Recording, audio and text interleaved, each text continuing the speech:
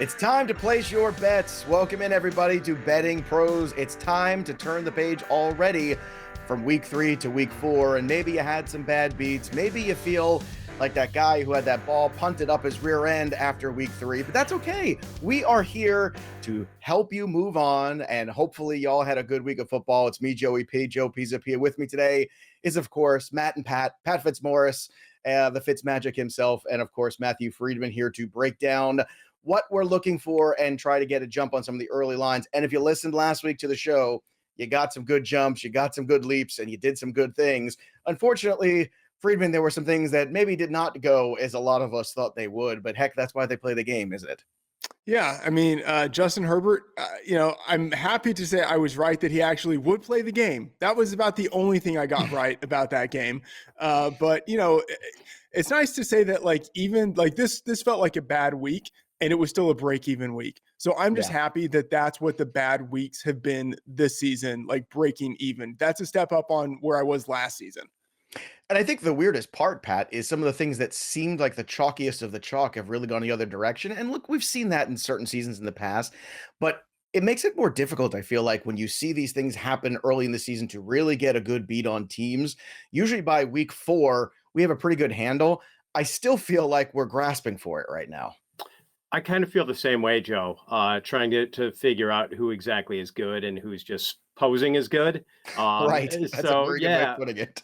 Yeah. And like maybe the dust will start to settle on that. But then again, like maybe while we have pretty firm ideas of teams' values, or at least opinions, and maybe the market is still a little uncertain, that might give us some opportunities. All right. Hopefully you can find more opportunities over at bettingpros.com. If you haven't already, make sure you subscribe to our YouTube channel here at Betting Pros. Click that little bell for notifications because we got the live streams going. We got the podcasts on here. We got everything for all of your betting needs. And also Sleeper's got you as well, because right now they got that over-under contest going on there at Sleeper, which is super fun. I have a lot of my leagues. In fact, most of my leagues are on Sleeper, but they've got some other games you can play too, including this over-under. So in any sport, you choose 2 or more players you like. You pick from the over-under, for example, rushing yards in a football game, total points in a basketball game. Then you choose the amount of money that you want to enter into the contest. And if you pick correctly, you can win anywhere from 2 to 20 times your money. That's pretty good where I come from. So go check out this over-under game right now on Sleeper, and make sure when you sign up, you use that promo code Betting Pros. That's one word, Betting Pros, and you get that deposit match up to $100. Again, that's over at sleeper.app/bettingpros, sleeper.app/bettingpros. And don't forget, use a promo code Betting Pros, get you all set up. So let's get you all set up for week 4 in the NFL. We are already here. We've got international games as well, which is always super fun. I love the London games. I love the football in the morning. It's great. Not that I get to see it because I'm working, but it's a fun idea. Miami at Cincinnati. So here we go. The Cincinnati Bengals finally did get on the board with a W yesterday against the Jets. The Miami Dolphins are unstoppable. They are a juggernaut, as we know now, as they continue to slay one giant after the other. Freedman, this early line is 2.5 on the Cincinnati side. They are favored at home, but only slightly here. The number's 48. Any early love for this contest?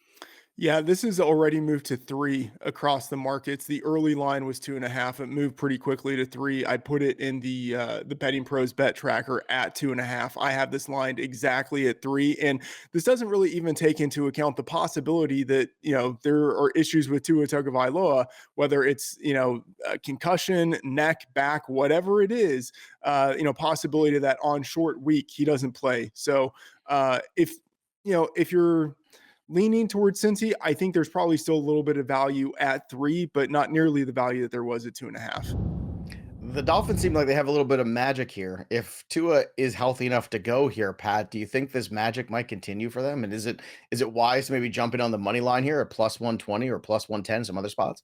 Yeah, I'm going to open the show, Joe, by disagreeing with Freedman. Like, I don't know if there is value there. I kind of feel like Miami's not getting enough credit for what they've done the last couple of weeks with the impressive win in Baltimore and then surviving the butt punt yesterday and still managing to knock off the Bills at home. As unimpressive as the Bengals have been, and they even struggled a little bit to put away the Jets yesterday, even though the Jets repeatedly shot themselves in the foot in that game. have not been impressed at all by the Bengals, and I've been very impressed by the Dolphins. So I'm a little surprised the line is what it is. I thought maybe it would be more like Bengals by 2 or possibly even 1.5. So I'm inclined to jump on the early line here and take the Dolphins, and maybe on the money line, as you mentioned, Joe. Yeah, actually, I'm looking at the money line right now. You get plus 130 right now on that one. I So like it. even better than I thought it might be. Minnesota. Here's the one. Okay. Here's the one thing I will say to Fitz's point. I don't really disagree with what he said, but if you are on the Miami side, I think you maybe want to wait because this line might continue to move based on if That's a there's fair any point. negative news on Tua and based on the early line movement we've already seen. So I can totally see liking Miami, but I would maybe wait. Yeah, Freedman's right. I mean, we have to get a clean bill of health onto it, and hopefully we get that today, Monday, and don't have to wait on that. But assuming Tua is good to go, if there's any ambiguity, then hold off. What happened? We started off debating, and now everyone's like agreeing with each other right after one game. You guys are so nice. I mean, really. I thought we were going to have a really hot show this morning. Guns a-blazing. Nope, everything's back in the holster already.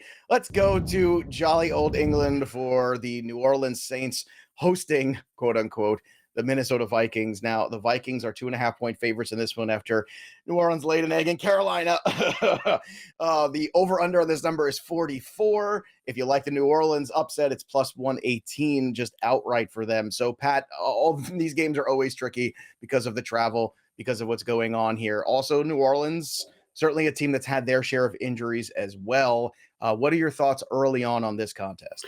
It's probably going to be a stay away for me, Joe. In picking this one early, I had Vikings minus 2.5, and it looks like it's right on there. And I was like within a half a point of the total. So, and two kind of hard to peg teams right now. The Vikings have sort of been all over the place in the opening weeks.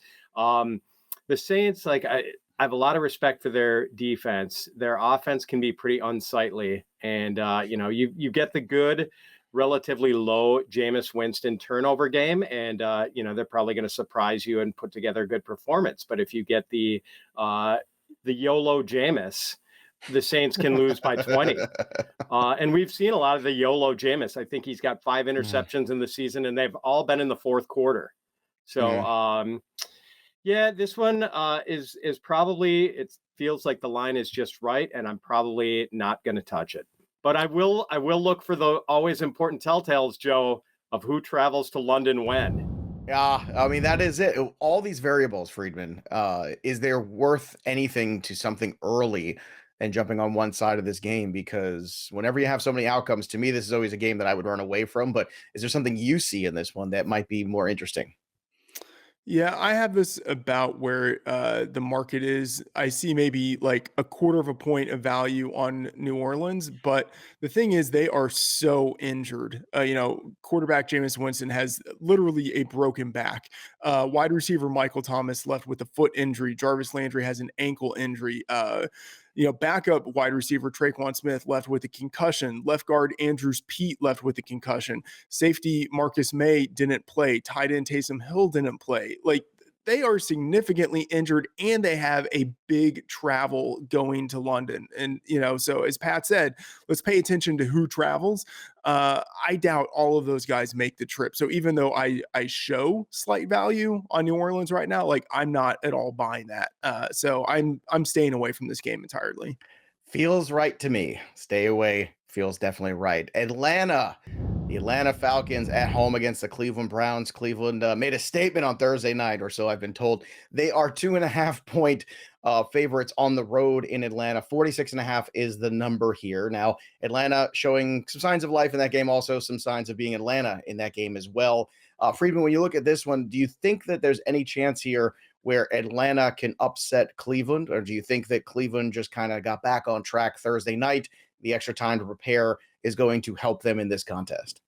No, I'm interested in Atlanta, and so I was kind of eyeballing last night the +3 that's in the market, and you can still find that at a few books. BetMGM has it, FanDuel has it, and I might end up betting that one pretty quickly. I'm also interested in over 46.5, I believe, is the number in the market, because I think both of these teams can put up points. Like, I've been impressed by Atlanta's offense, and Atlanta's defense isn't a good unit. And I'll say, like, the Browns defense also isn't the unit that I thought it would be, and their offense has been more efficient than I would have anticipated with Jacoby Brissett. So if I'm looking anywhere in this, it might be more the over, but I'm still pretty impressed with Atlanta. And like, with this number at 3, I think it should be closer to like 1.5, 1.75. So I see some slight value on Atlanta, given that there is still a 3 in the market. Pat, do you see the value in Atlanta or in the over-under in this contest? Yeah, I totally agree with Freedman on this one. And I like to look at these before I look at any of the power rankings like Massey, Peabody, Football Outsiders, any of that stuff. I always like to just do my gut take on what I think the line should be. And I had this one as about a pick 'em. And to see the Browns as a 3-point road favorite, like, Atlanta has been pretty plucky so far. And by no means am I putting them into the category of good team yet. But they've been scrappy. And I just, like, maybe is the market is buying into the competence Jacoby Brissett's notion that we were given last Thursday, that he's like a decent, respectable starting quarterback, because I'm not really buying that notion, Joe. Like, I seems like a heck of a nice guy, though. He does seem like a nice guy. That's what we're getting. Like, people really like him. It seems like his teammates really like him. It seems like he's a very, he's a good leader, even though he might have some deficits there. But are we giving the Falcons too much credit based on maybe some of their opponents we've seen them go against this year too? Yeah, I mean, going against Seattle, and that still was not that game wasn't exactly a romp for them. Right. They have, played 2 weakish opponents, and I guess we can't even really lump the Saints in as a strong opponent yet. So maybe that's the case. But I don't know. I don't see Cleveland as being the sort of team that should be a 3-point road favorite against pretty much anyone. Well, maybe a couple of teams, but. Yeah, I just bet this while Pat was talking. And what did you bet, Mr. Freedman? Yeah, Atlanta +3. He said Pat's on it, so now I'm going to bet the Browns. All right, let's go to Buffalo at Baltimore. Buffalo on the road is still 3-point favorites in this one. Now, certainly they've had a lot of injuries on defense. Micah Hyde out for the year. Poyer was out last week. Oliver out last week. Clearly some issues there, although, at times the defense did show up regardless of all those missing pieces. Now they're to contend with Lamar Jackson, who has been an absolute handful so far this year. I mean, the guy's just throwing for tons of yards. He's rushing all over the place. The number for this one is 53.5. If you like Baltimore for the upset, it's +140 on the money line. Pat, it feels like last week was obviously, or should I say even just yesterday, was a huge disappointment for those Buffalo Bills. But I don't want to knock the Bills too much. However, this matchup scares me a little bit for them at this current state of their defense, because Lamar is that special talent, and he could be a handful in this game. Yeah, it's kind of unfortunate for the Bills that they have to go up against, some pretty good passing attacks right after losing Micah Hyde, and who knows if they're going to have Jordan Poyer for this. Not having those terrific safeties is a big problem for them. But it's interesting to see this game pegged as a shootout now, because we thought these were going to be 2 pretty good defenses going into the season. Back in the first week of September, if you told me the total on this one was going to be 53.5, I would have grabbed the under in a heartbeat. But now it seems about right to me, and I'm not sure I really see any value on either side here. Freedman, we've seen some of these games so far. I mean, even yesterday, it felt like it was going to be more of a shootout, and that certainly did not come to fruition. That one, is this another game that potentially could underwhelm in terms of total? Yeah, I'm thinking pretty hard about the under here. I believe this number opened at 55, and it has been bet down pretty quickly to 53.5. And I can kind of see the reason why. Baltimore at its core wants to be a running team, and against a really wounded Buffalo defense, I think they could be able to run the ball, especially since, Buffalo, they played so many plays on, like in the heat in Miami. It's their second week in a row on the road, 3 of 4 on the road. I think that this is it's a spot where if you want Baltimore, I can definitely see it. But I think I might be more inclined to take the under here. I haven't bet it, but I'm looking at it. That's the way I'm leaning if I'm going to take something on this game.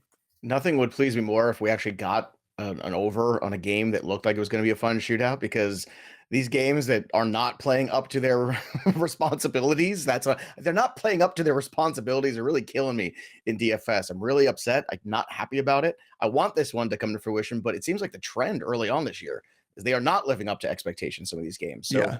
and some of the other ones where you think that they're going to be lackluster, those are the ones that end up getting some better totals. Here's one more thing to to mention about this game that I think leans towards Baltimore and towards the under here. Quarterback Josh Allen, he's dealing with a hand injury. It's probably not anything severe enough to keep him out of the game, but it is the kind of thing that I think could limit his ability to throw.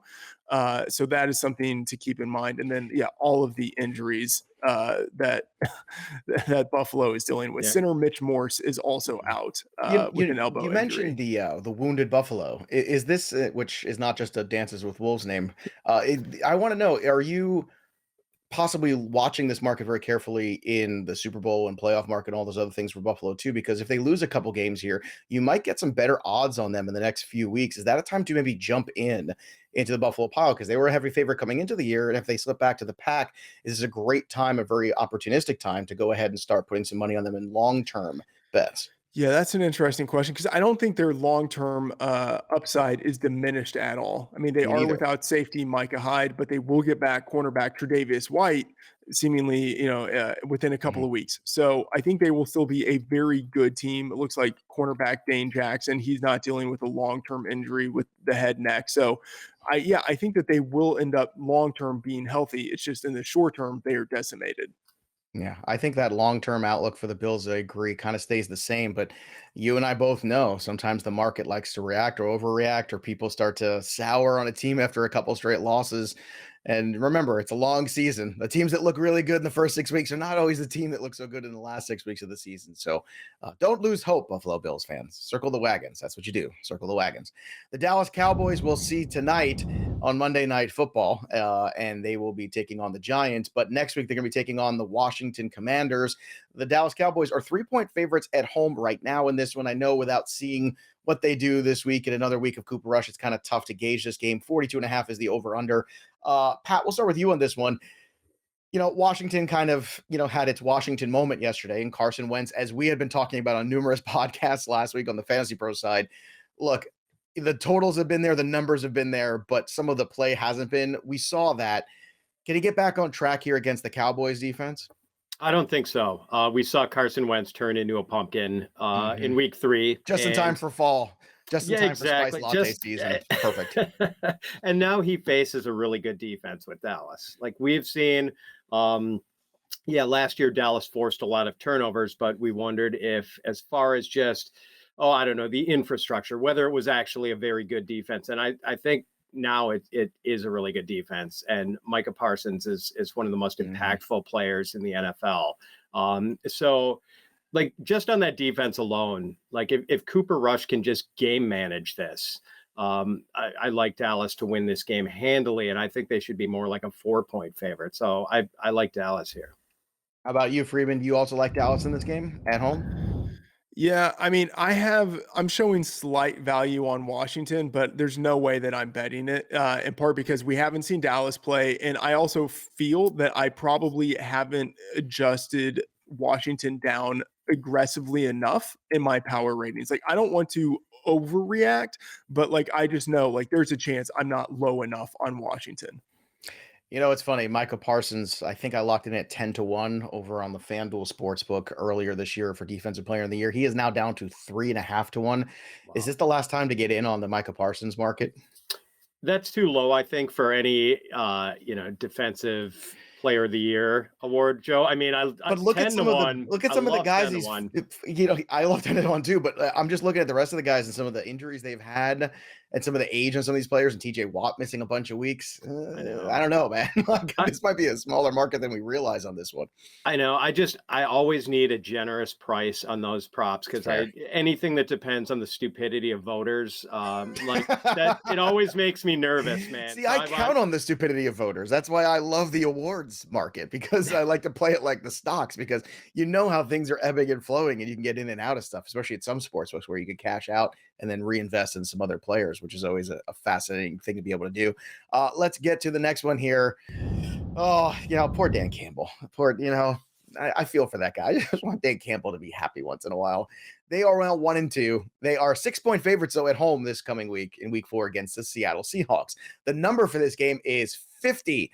Matthew Freedman, Detroit had this game right kind of in their palm and let it get away last week. Can they rebound from that and take it to Seattle, or is this number of 6 a little too large? I have this at 5.5. I actually bet it in the look ahead market at 5.5. I like the over for this game. I bet it early last night when lines came out at 48.5. But I think this is a shootout game right here because both defenses are really bad. Seattle is actually looking better on offense than we would have anticipated. They're letting Geno Smith throw a little bit more. He's got 2 really good wide receivers, and Detroit secondary is not good. And on offense, we've seen what they can do. Like they can score with the best of them. All right. So Pat, is this the one that lives up to the hype? Yeah, I mean, I have to. That's a long pause, buddy. Yeah, Seattle, Detroit living up to the hype, Joe. I mean, think about what you're saying for a second. I think you sort of threw me for a minute. Let me put it this way. Not the hype of expectations of it being a good football game, but a total that would be pleasant to all of us, especially from the fantasy and wagering community. Of you're looking for a big game out of these two because the defenses aren't that great, and you actually get what you are anticipating for a change. Yeah, Freedman is right. I'm way too low on my projected total. I'm like more than a point underneath. And he's right. Neither of these teams can play defense. And, they both have very surprisingly competent offenses. Maybe not such a surprise for the Lions, but I think it is a surprise for Seattle that they've looked as good as they have so far. And by the way, Joe, Dan Campbell, no one to blame but himself. Of the 3 available options, punt and pin them deep, go for it, and try a 54-yard field goal. He did take the worst of the 3. One was clearly the most stupid option. And 3-card Monty's not his game. Let's just be honest. No. So, I do sort of like Detroit in this spot a little bit. Although Dan Campbell gives me pause there. I'm not sure what kind of a game manager he is, but it should be a much more entertaining game, I think, than we were expecting, heading into the season. Seattle, Detroit as appointment television, not on my bingo card for 2022. That is fair. It'll be a fun game on to your watch. Betting card. That's what matters. Yes. Bingo cards aside. Los Angeles Chargers are now 1-2. They are still, regardless, 6.5-point favorites as they travel to Houston. Houston's still winless on the season, but they've got a tie. So they're not the only team to have 3 losses. We'll save them for later in the show. 45.5 is the number for this one. Pat, this feels like a get-right game for the Chargers. Do you agree? I want to think so, Joe. I mean, what a difference. You think you're overthinking if you don't think that? I know that was a very complicated question I just asked, but not really, because now, we don't know what the status of Justin Herbert is, if he's going to be okay. I guess he's going to play, but is he going to be 100%? JC Jackson is out. I think Joey Bosa got hurt in this game. I thought, even though they lost in week 2, I thought the Chargers looked like a war machine against the Chiefs. And if not for the, 99-yard interception return for a touchdown, they should have won that game. Agreed. In enemy territory against the team that is believed to be the team that you have to go through to get to the Super Bowl. And I thought the Chargers looked really impressive on both sides of the ball. And then they come out and get their doors blown off by the Jaguars. But obviously they've got a lot of injury issues to deal with. And, the Texans have at least been plucky. I know they're a doormat, but, they've been in games for the most part. So I don't see necessarily any early value on the Chargers because they're just really hard to peg right now. Freedman, is there early value in this game at all? And do you think we're overthinking the state of the Chargers versus the Texans? Because if I asked you this question 2 weeks ago, you'd think this is probably what, 9? This is like a smash game, but all of a sudden we're at 6 here. Yeah, let's look in the preseason market. This was around 8, 8.5, and Okay. 7 on the look ahead. Now 6.5. I have this at 7, but like I would say I'm not baking in the worst case scenario for this team. And I don't think the worst case scenario is, Justin Herbert out. I think he looked good enough last week to where you think he probably plays this week. But left tackle Rashawn Slater, he left with a biceps injury. There's no guarantee he plays. Center Corey Linsley was out. No guarantee he comes back. Those are the two most important offensive linemen. All right. And so a quarterback dealing with a rib injury with a all of a sudden shaky offensive line in front of him, that's not good. And then, of course, missing your two most important defenders, edge rusher Joey Bosa and cornerback JC Jackson, who was out last week. No guarantee he returns. Like, maybe half of those guys missed this week, and then all of a sudden we're docking them another point and a half. Fair enough. Let's go to the next game here. The Tennessee Titans got back on track. So did the Indianapolis Colts. The Colts are going to host the Titans here in week 4, -3 on the Colts side.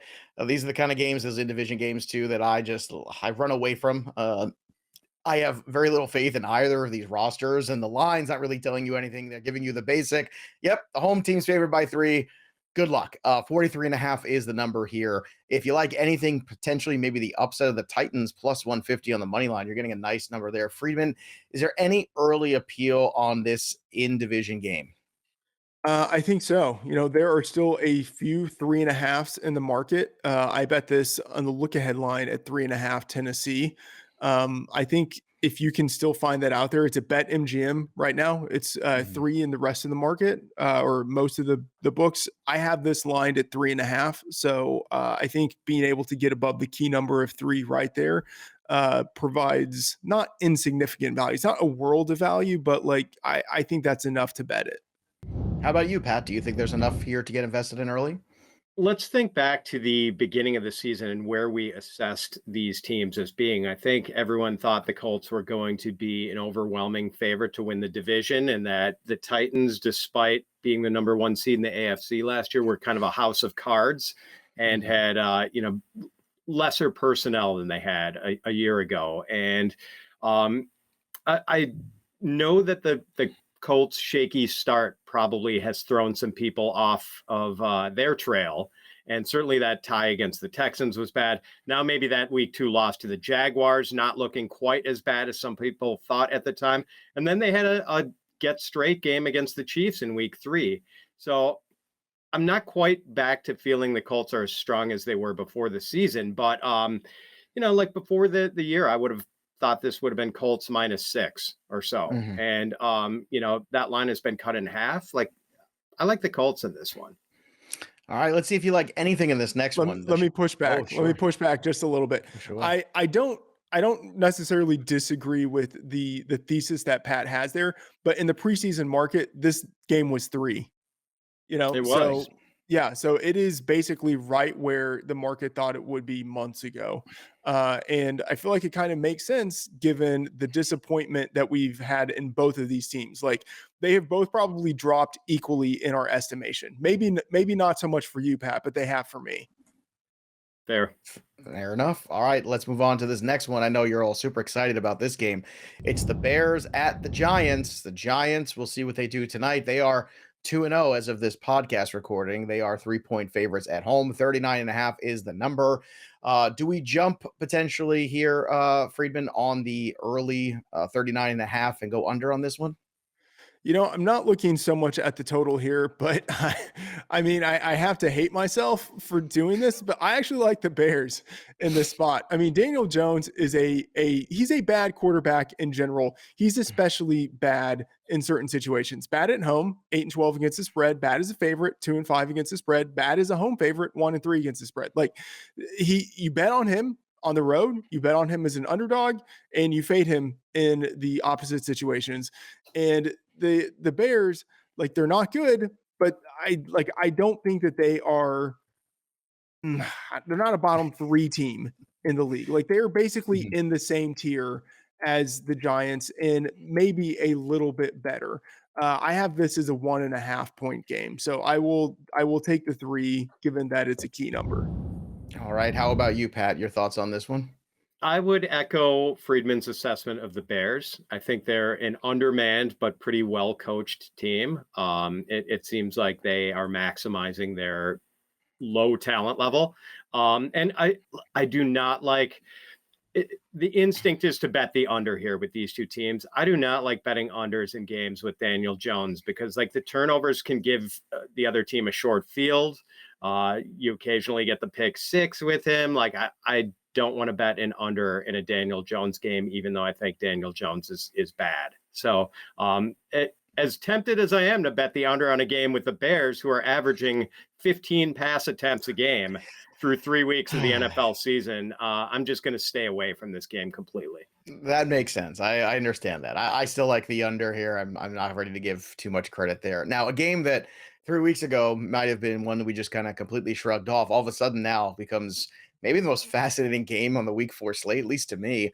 The undefeated Eagles, 3-0 at home, 7-point favorites over the Jacksonville Jaguars, who came up another win. So after they shut out the Colts at home, they went out on the road and beat the Chargers, and now they're going to go travel to Philadelphia. Now, look, Philadelphia is going to be the best team they played so far, but certainly the Jaguars have shown you a little bit more, I think, than a lot of people expected, especially in the early going. 47 is the number here, Pat, for this one. I'm not saying the Jaguars are going to upset, but can they hang? That's the question here, Pat, and will this number change between now and Sunday?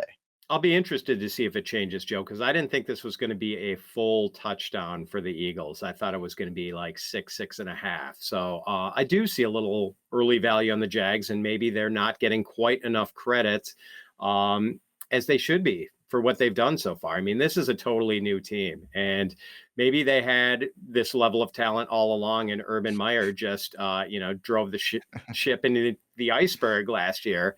But like, they're impressive, man. Trevor Lawrence looks like the guy we thought he was going to be coming out of Clemson, the guy who had Clemson in the national championship hunt pretty much every year he was there. So, I'm very interested in the Jags at this price. I think Urban Meyer was the iceberg. Matthew Freedman, your thoughts on this game here, because this looks like one that might be appointment television.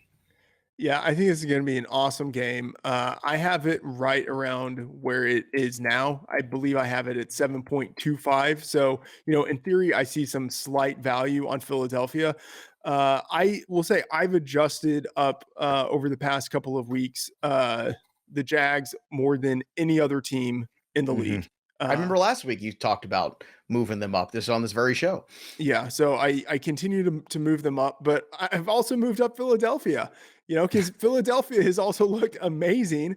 Think about where they are right now. Like, it might be fair to say that, like, after, I think Green Bay is still ahead of them. Tampa Bay is still ahead of them, and maybe the Rams are still ahead of them in the NFC. But I mean, the Eagles are right there with those other teams. And so I've moved up the Jags, but I've also moved up the Eagles. So this was 7 in the look ahead market last week. I feel, given what we saw out of both teams in week 3, it makes sense for this line still to be 7 now. Let's take a quick break in the action to tell you about BetMGM, the king of sportsbooks. Sign up today with BetMGM and use that promo code BettingPros when you do, and your first wager is risk-free up to $1,000. Visit BetMGM.com for terms and conditions, and don't forget to use that promo code BettingPros. That's one word, BettingPros, when you sign up today. From appointment television to light your DVR on fire, the New York Jets will be going to travel to Pittsburgh to play the Steelers this week. The Steelers are 3.5-point favorites. 41.5 is the number. If you like the Jets for the upset, it's plus 155 on the money line. Freedman, do you see anything in this game that you like? No, I have it at 3.75. Stay away. Run away. Pat Fitzmaurice, are you running from this game as well? Yeah. We don't have to talk about this one, Joe. Good. I mean, this I'm is glad. just an eyesore. Well, we got to mention every game. We don't have to talk about everyone. Arizona. Wait, can I ask, actually, before we leave this one, sure. Joe, Freedman, do you think the return of Zach Wilson would do anything to this line? I think it's probably already baked in, but to be honest, I think it makes it worse for the Jets. That's what I was gonna say. I was like, it might make it worse. It could. Oh, good times. All right, let's go to Arizona, Carolina, another game that might be an enigma. They're basically telling you it's a pick 'em here. We've got Carolina 1-point favorites at home. So although they won a game, Vegas is not impressed. But it's funny because the least impressive thing to me is the Arizona Cardinal defense. Like that's the one thing to me where I just keep looking at it and going, yeah, like it's really hard for me to like the Cardinals on the road. But Vegas thinks they have a shot. I understand why. It's not like Carolina's been a world beater. Both these teams have one win so far. They're both 1-2. 44.5 is the number. Pat, what do you see here in this thing, if anything, early on? And where do you think this one goes in terms of as the betting continues to come in throughout the week? I'll be fascinated to see if the Cardinals defense is actually capable of making Baker Mayfield look good. Like I feel the Panthers should be a slightly bigger favorite, that this should be maybe 1.5 or whatever. Like the Cardinals have been just so wretched so far. And yet, like Kyler Murray is the far better quarterback in this matchup. And maybe that's going to keep the line down and maybe even bring it closer to a pick 'em. But like I tend to just like that Cardinal defense is just the Cardinals have so many issues. They do. Yeah, it would be hard for me to get on board with the Cardinals here, even though I think they have a big quarterback advantage. Murray's not getting a lot of help too. A ton of dropped passes in that game. Freedman, I mean, can this be the game where Murray kind of overcomes here a little bit and maybe just takes it all into his hands literally and figuratively, and actually this is a game where they go on the road and win? Yeah, so I bet Carolina at +3 on the look ahead. But now that we're here in week 4, I'm looking at this line and I'm thinking like, you know what? I'm pretty tempted to bet Arizona +1.5 and try to middle this thing. Because these are zigzag coaches, right? Like you want to bet on Cliff Kingsbury as a road dog. He's 14-3-2 against the spread as a road dog. And you want to bet against Matt Rule as a home favorite. He's 1-7 against the spread as a home favorite, you know? So you want to bet on these guys when they're underdogs, bet against them when they're favorites. I don't know. I have this at 1.75 in favor of Arizona. And I will say there's a very decent chance that I haven't moved Arizona down aggressively enough in my power ratings. So I know that might be a weakness of what I'm seeing in the number here, but man, like I just see this number and I want to bet on Arizona. And I will say, like, this was 1.5 across the industry last night. The only 1.5 I see in the market now is at BetMGM. So it has moved a little bit towards Arizona. So I might grab the 1.5 now.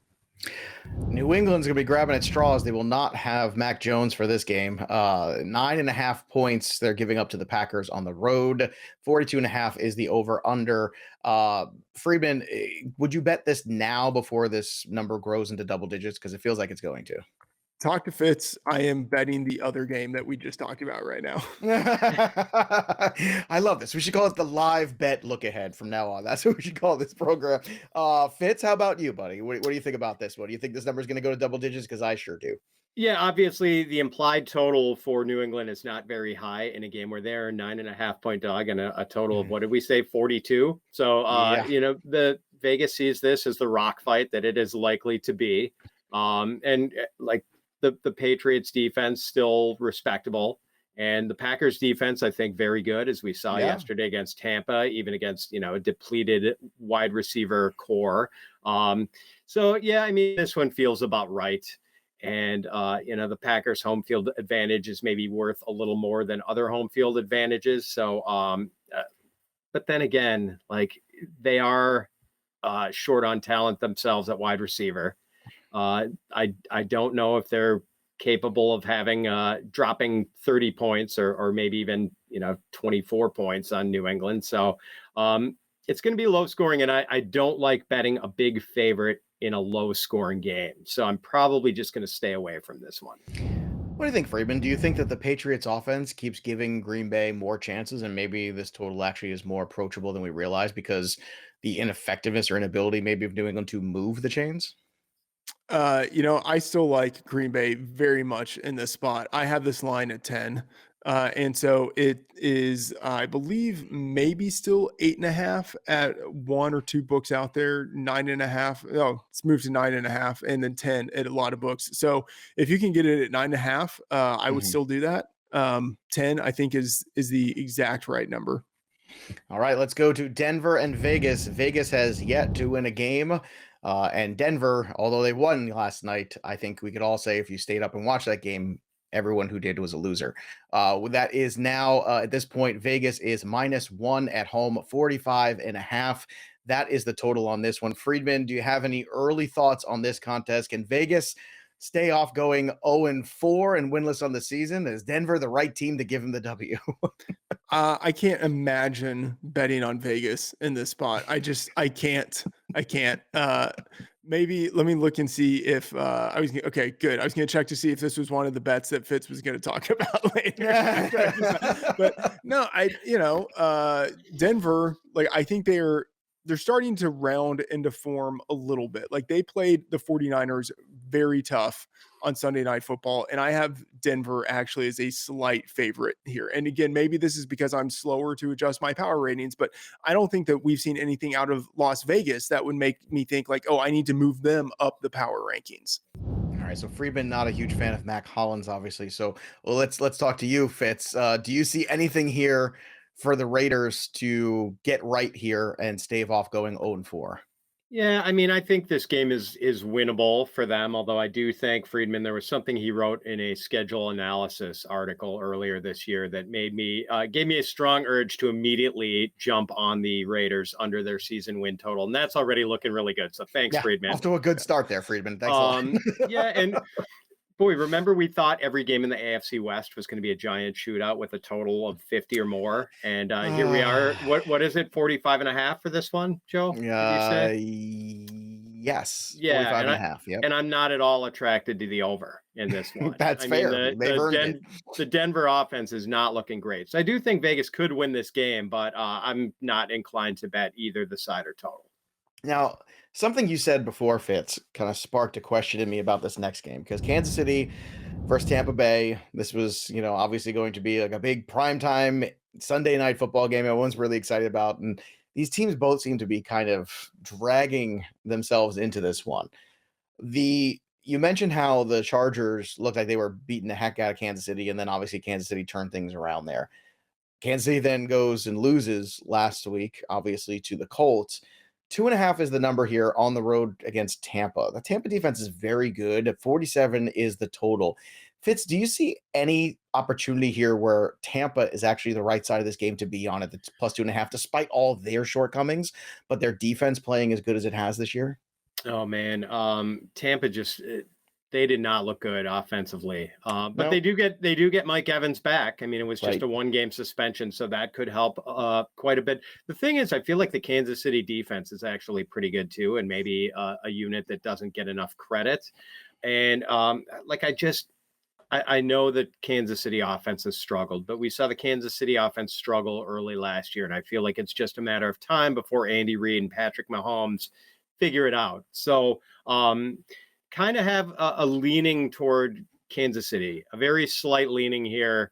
Not a strong feel on it. I want to hear what Freedman thinks about this one. Freedman? I have this as a pick 'em. And so I am showing value on Tampa Bay. Wow. I don't feel great about it, I have to say, but like this feels like a spot where I will probably, I don't know if I will end up betting Tampa Bay because I've already bet the under. For me, like, that feels like the bet, because it's a similar situation to what we had in week 3 with Tampa Bay and Green Bay, primarily driven by Tampa Bay. They've got a great secondary.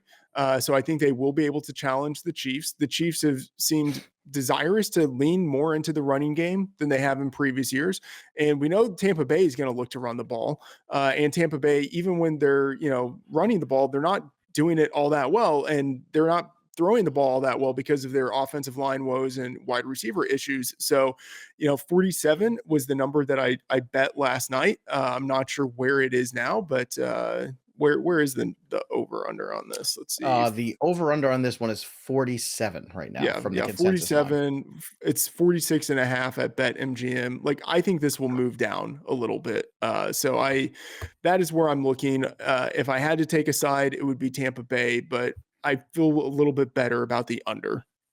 All right, last one here, Monday Night Football. San Francisco hosting the Chargers. Now, San Francisco had really owned San Francisco versus the Rams, pardon me. San Francisco's really owned the Rams up until the playoffs last year. I think it was 6 straight wins.